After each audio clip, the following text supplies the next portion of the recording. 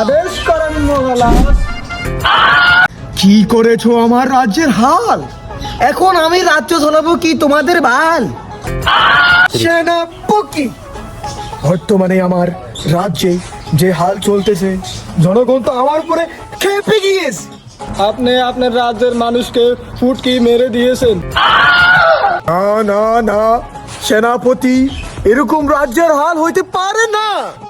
আমি আমার রাজ্য ছেড়ে, এই রাজমহল ছেড়ে আমি চলে যাব অনেক দূরে। সেনাপতি, আদেশ করেন ওর লাশ